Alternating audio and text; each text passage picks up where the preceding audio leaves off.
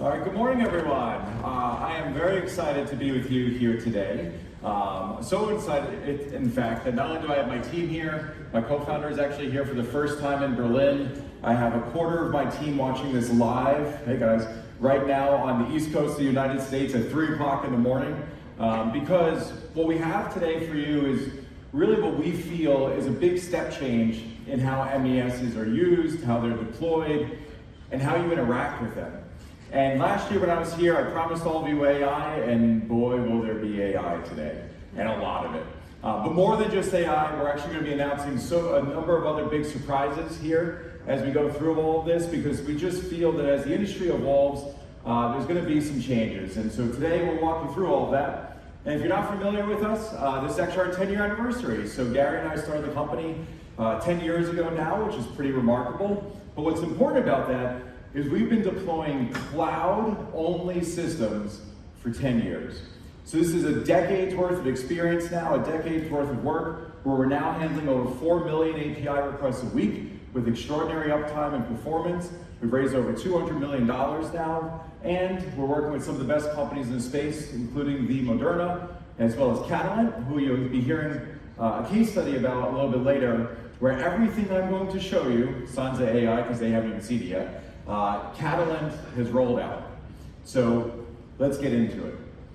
So as we think about this industry, there are current approaches to MES, which does include paper for what it's worth, because it's still a system, it's just not software. There's legacy systems, which we see throughout the space. And then there's this concept of MES Lite, which to us is still not meeting the needs of what this industry truly demands. But we need to, as an industry, get to what we're calling accelerated MES. This is where now it goes even beyond next-gen MES, where Bioforum put out a really great roadmap for what these systems should do and how they should work. And with our new capabilities in AI, we feel it goes even further out than what's available today. But along the way, for us to get from where the industry is now to where it's going, there's a lot of things in the middle. And so that's what we're going to walk through today. We're going to walk through next-gen capabilities in MESs. We're going to walk through new approaches to quality, new approaches to delivery. Of course, we're going to do a ton of AI today, and then we'll have a little surprise there at the end for everything relating to cost. So let's get started with kind of the state of life science manufacturing in 2024. When we started the company 10 years ago, the industry looked very different at every level. From corporate to IT, OT, deployment, quality, and product. It was a different landscape 10 years ago. What's really interesting is even the economics of this space are starting to change, where historically, big high gross margins was the predominant lay of the land for a long time. Small molecule biologics were kind of hitting a big scale. CGT was just on the horizon. But we've now seen a big shift, because in the United States, the Inflation Reduction Act was passed last year, where for the first time, the top 20 drugs will get negotiated by the US government. Now, why that matters, and why that matters here in Europe too, is because if the unit price of the drug is going to go down, EBITDA will get dragged down with it. And the thing in the middle is manufacturing. And manufacturing will be the driver to optimize what we believe is going to be a compression in gross margins, both in the US and here in Europe. But in addition to that, cell and gene therapy is now a thing. The first CRISPR therapies were approved in December of 2023. We're proud enough to be manufacturing 2 of those commercially approved CRISPR therapeutics, which is a huge deal in the space. But more than that, the technology stack is changing too, and it's going primarily from on-prem to cloud, point solutions to platforms, with a lot of vendor consolidation happening within the last few years. Use on the ergonomic side, from desktop to mobile to headborne. Even the strategies for these deployments, they used to be really long, really costly, and organizations now are looking to do this right size and fast time to live. You get down to quality, where there's been a huge shift from computer systems validation and CSV to now we've seen almost every customer, and you'll actually be hearing from one of our customers here at the event, talking about computer system assurance, basically a risk-based approach to quality.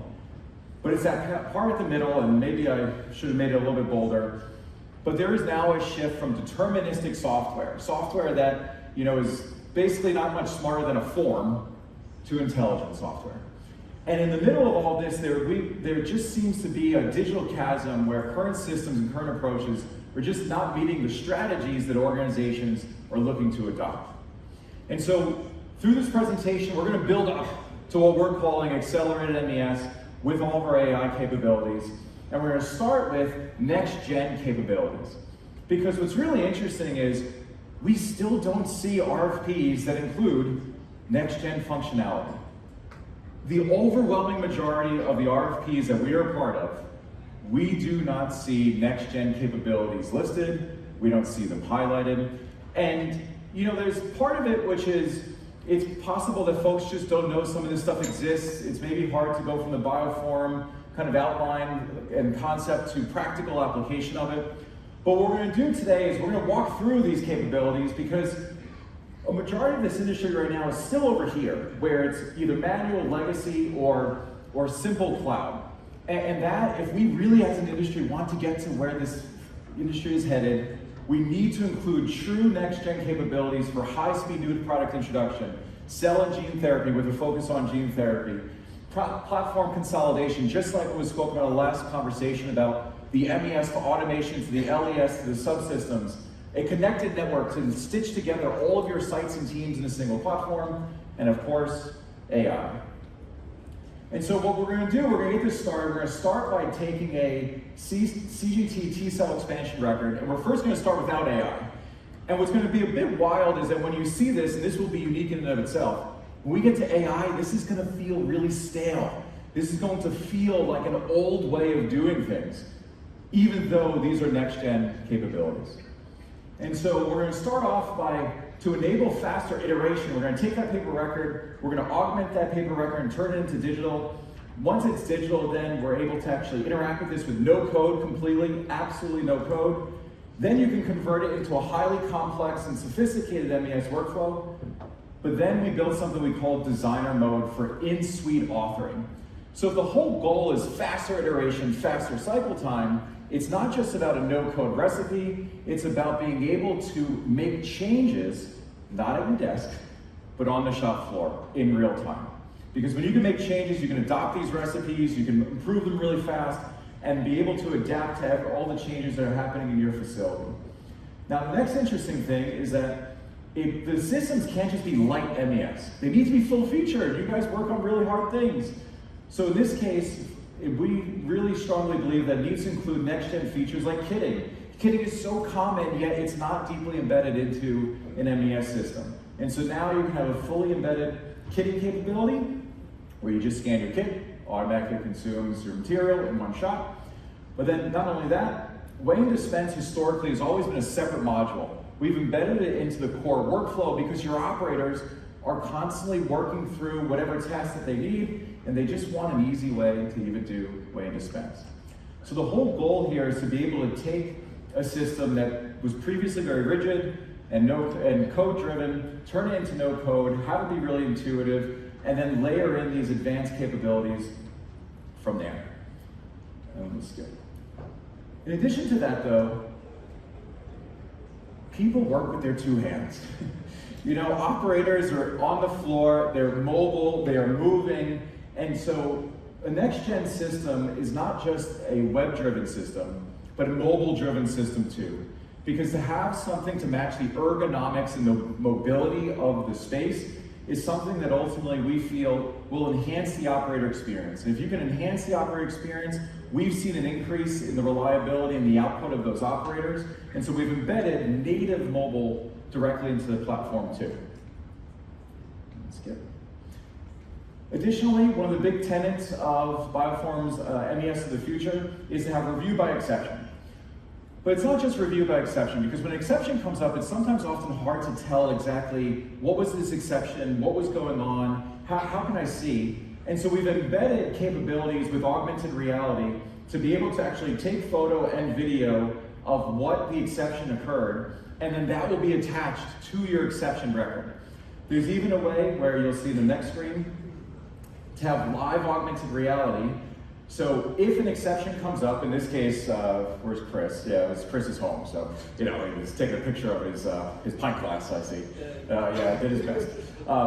But the point is, you can now use this technology so that when you're reviewing by exception and exceptions occur, you can then actually see the photo, video, and augmented reality of what happened to make a faster review cycle, a faster release cycle, because you just know what's going on. Additionally, there was a big talk last year about how to integrate these systems together. And so having a fully no-code interface where even SAP, which is historically a very difficult system to integrate, you go directly from SAP BTP, have it be fully integrated with no code directly into your MES. From your MES then, you can actually consume all of your content. You can then integrate it with Pi just by setting your connection strings. So all you're doing is you're typing in the connection string that you have, choosing a tag for Pi, and this will automatically then send data to your data historian. Again, the theme you're trying to see here is that in the MES of the future, at Next-Gen MES Bioform document, it talked about seamless integration, no-code integration, really easy ways to be able to have these systems work together. What you just saw was Viva, and what you're seeing now is Blue Mountain. So we're actually announcing our partnership with Blue Mountain, which I'm very happy about. There he is. So we're very excited about this because now you have a fully no-code way to be able to integrate with now SAP, your data historian, your QMS, and now your asset management system as well. But this is where it's got to go beyond MES. MES historically has been just focused on manufacturing. But your batch does more than that. It's quality control as well. You have other integrated components. And so this is where then we've built in a laboratory execution system. So in the same flow, in the same batch record, in the same way your operators are using this, all of your quality control, test methods, all of that data can get integrated into your recipe. So when you're doing faster review and faster release, it includes manufacturing data and QC data.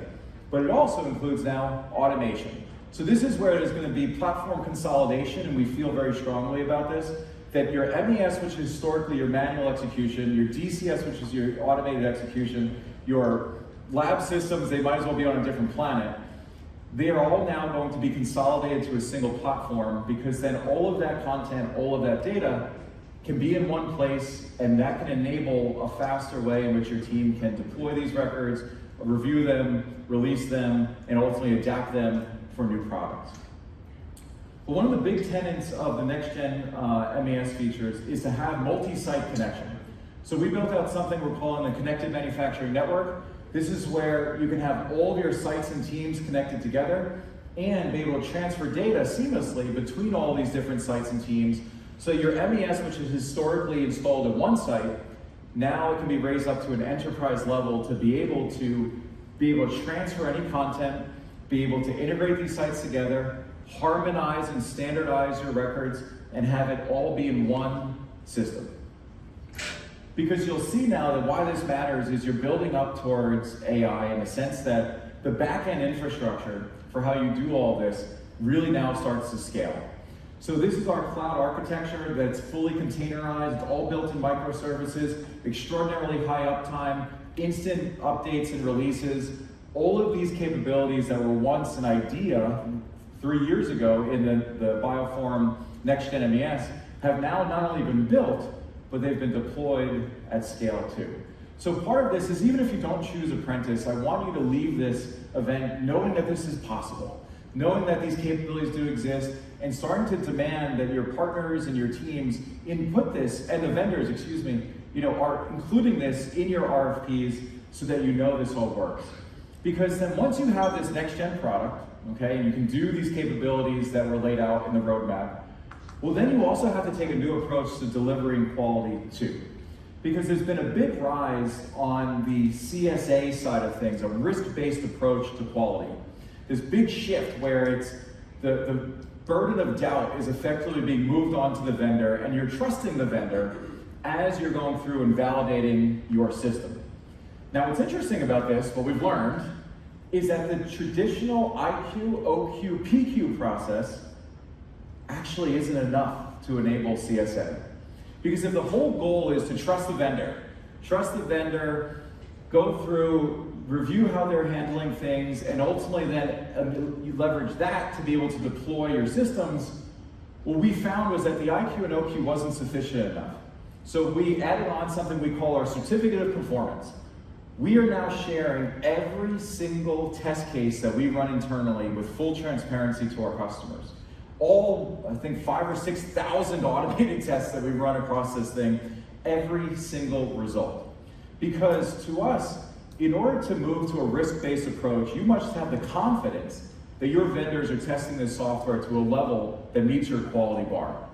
And so I really hope that when you're interacting with your vendors or you're thinking about new vendors, that it goes beyond just a simple list of test scripts, which you still have to do. You still have to do your IQ, OQ, and PQ, even though we provide the IQ and OQ as part of our Val Pack.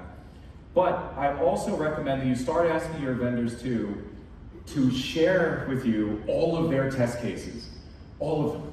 Because we are sharing now every test case we run, every failure that we have, every deviation that comes up, because this ultimately will be the basis for how we can trust deployments, trust upgrades, and ultimately deploy upgrades faster.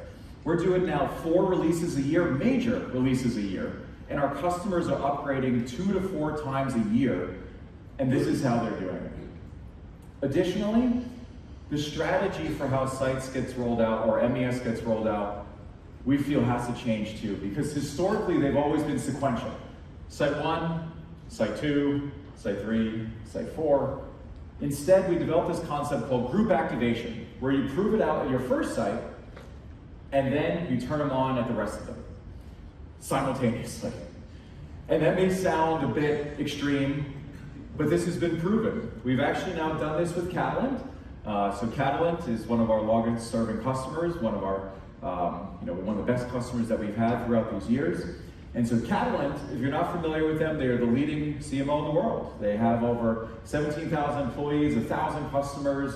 They're pumping out 150 new products a year across 50 manufacturing sites. And their leadership team had a very clear vision for digital, very clear. They wanted to be able to, of course, support manufacturing, that's obviously kind of the core of this, and serve their patients and their customers. But they want to streamline their customer and sponsor relationship. Basically, how can I review and release records digitally, 100% digital?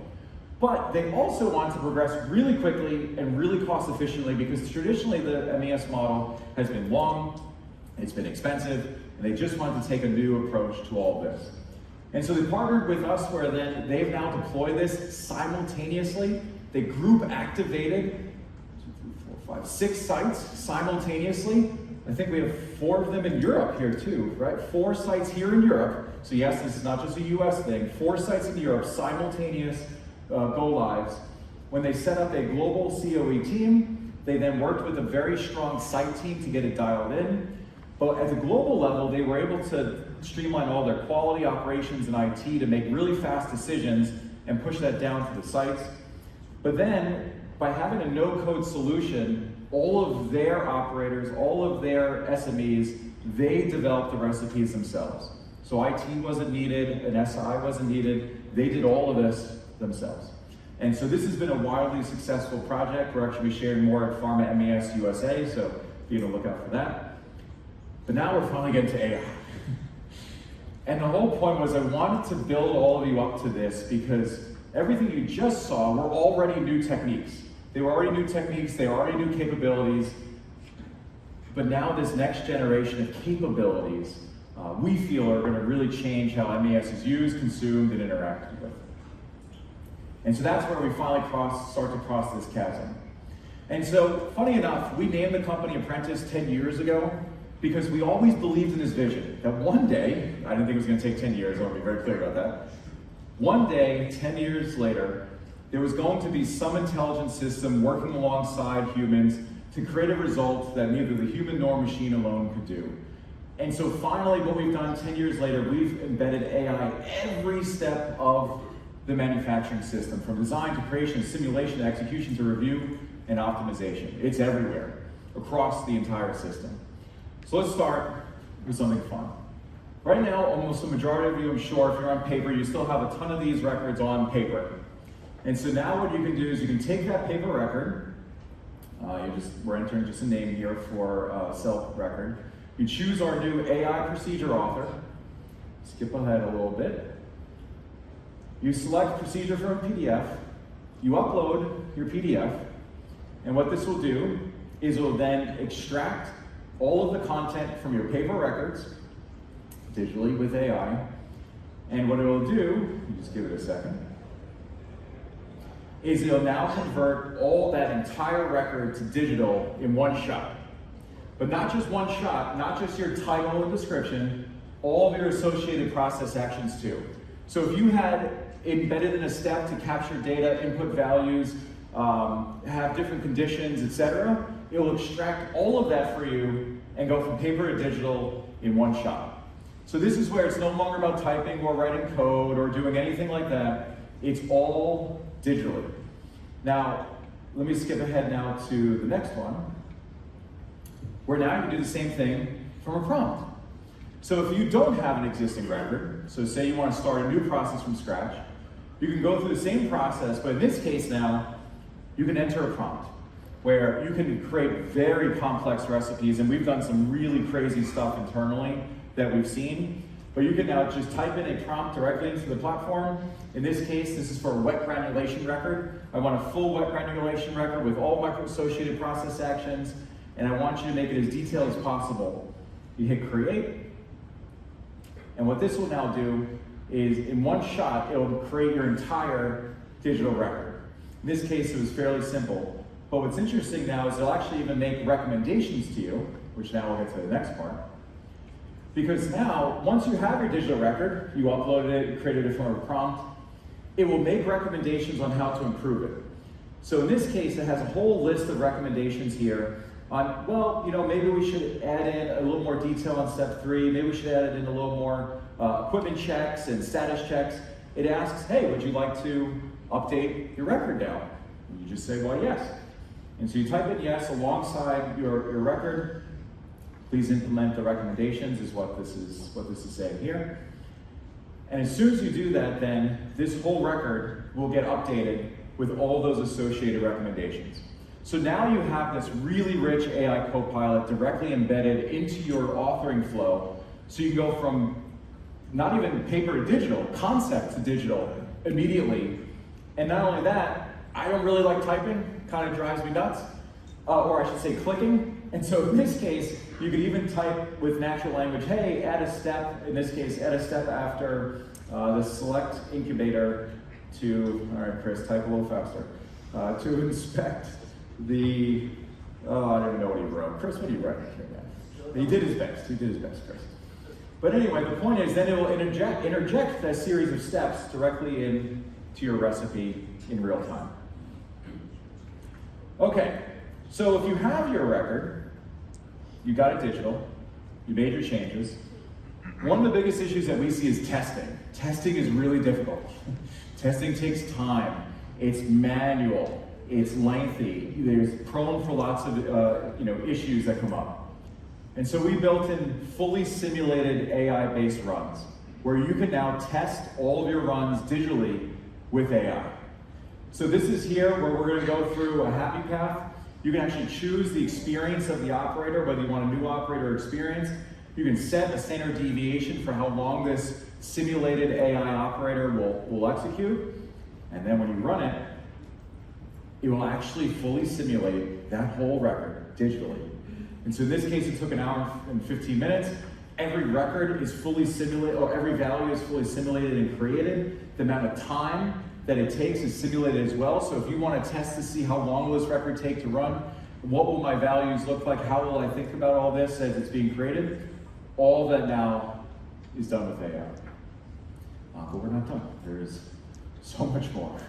So now you get to the shop floor. So your operators are now using this. Your operators are going to use this now. And so they now have a copilot where Ask Apprentice is here on the execution. And so this is a big deal when second shift comes in. A lot of the runs our customers have are multi-shift, they take a while. So in this case, he's actually asking, hey, I'm on a new shift, can you summarize for me what happened the shift before?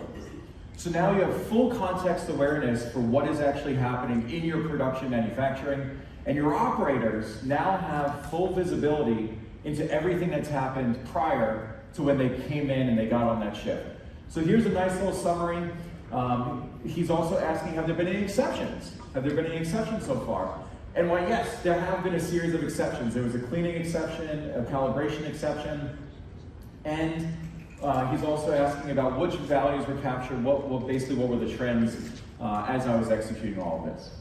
Now that's on the web, but we also have this capability on mobile too.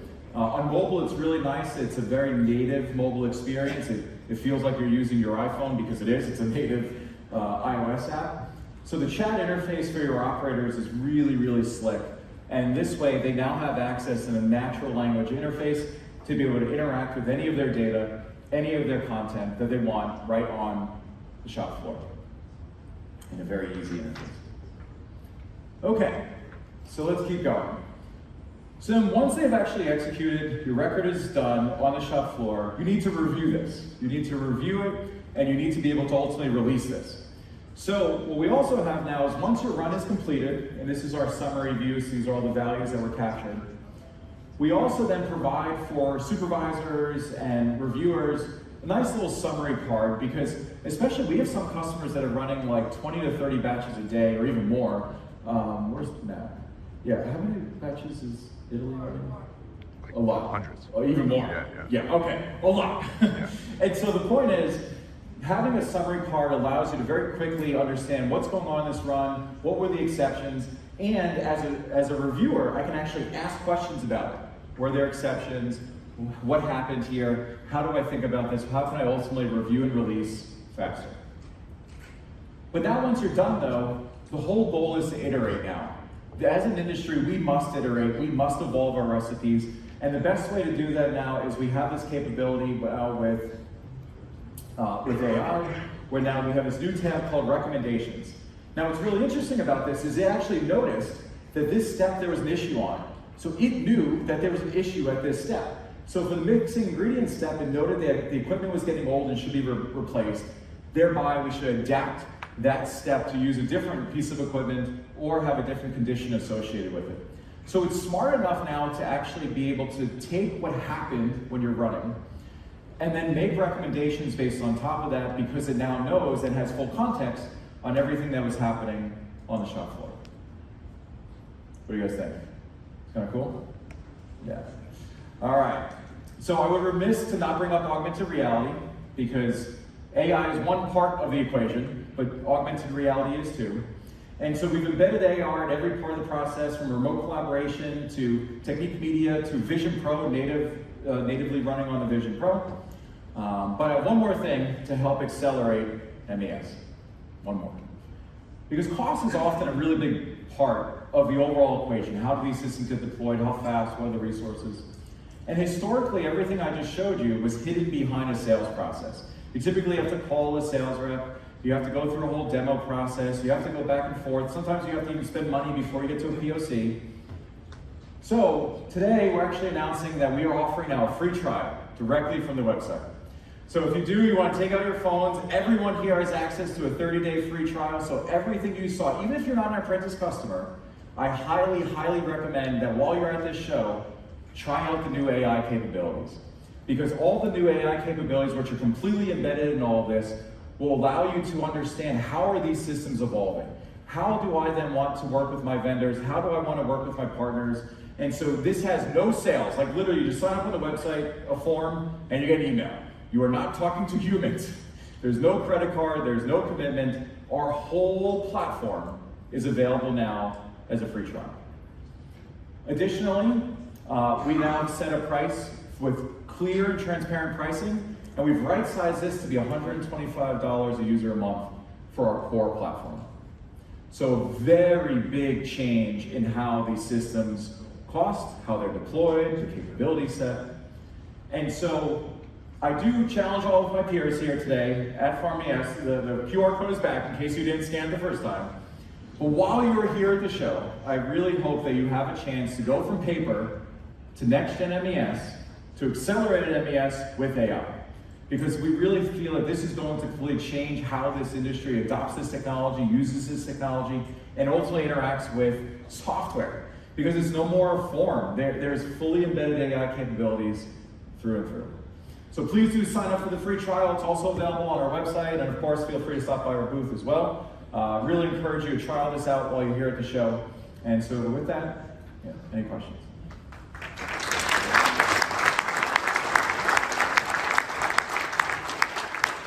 Thank you, Emil. So do we have any questions? Yep. Yep. Okay. Yeah, then, sure. So my question is, obviously you've got MES and you've got manufacturing on the ground floor, and you're going to be automatically listing any issues. Are you collecting all the data from all the critical process parameters and trending? So the question was, while we have a lot of the data on the shop floor being used for a lot of the AI and the recommendations, et cetera, are we also capturing all the CPPs and CQAs that are coming off? And the answer is absolutely yes. Because the interesting thing is that's why we built out this automation capability too. Because for our gene therapy customers, our cell therapy customers, a typical DCS is too heavy, it's too much. So by having both manual and automated execution in a single platform, all of your data then is there and it's context aware. So your AI now knows about all of it. It knows about all of your automated data, all of your manual data, all in a single recipe, in addition to your lab data with our laboratory execution system as well. Okay, so for like a biotech process with a sterile filling, you collect all the parameters from the validated sterile parameters? So the question was, say for like sterile fill finish, do we collect all those parameters for everything? And the answer is absolutely yes.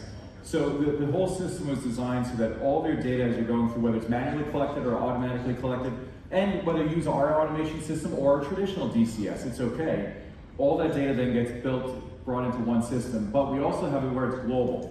So the global CMN system has full context awareness of your whole company, internally and externally, if you work with a contract manufacturer, for example. So please, if you have questions, go for the microphone, because I think everybody will enjoy that a little bit more. Angela, a question regarding creation of recipes. So you go down in some material and train the wonderful AI to build those recipes. So what kind of training do you do there, and how are your customers engaged in that experience? Yeah, let me just back up because I glossed over it very quickly. But training, we feel, can really be supported by a lot of these augmented reality capabilities. Because when you embed technique media, not just what to do, but how to do it, you can really help enable and support training. Now, whether they use this or not, we also have training runs that you can also run in the system too. And in that way, whether you take kind of a traditional approach to training or a very rich approach to training, both options are there. Okay. So, cool. One other question? Yeah, so I was wondering when you try to sell, when you are trying to sell your platform, what are the challenges you meet when you reach out to highly regulated companies? Yeah, so what's really interesting is that, we've been doing cloud now for 10 years, a decade. We have a decade worth of experience deploying cloud with incredible uptime, high performance. Yet, if you go back to my one slide that I had about kind of legacy systems, cloud systems, and MES Lite, that's kind of where the industry is kind of at today. So, in our opinion, what really needs to happen is they need to include a lot of these next-gen capabilities. So much of the process is really a lot of education. We're educating customers, we're educating partners about what is possible, how you do think about a cloud system, how do you do manage upgrades, how do you train, how do you deploy, how do you validate. So much of our friction that we see is a lot of education. And so we've invested a lot in educating our customers for how do you have new ways for quality, delivery, deployment, upgrades, software, and now AI.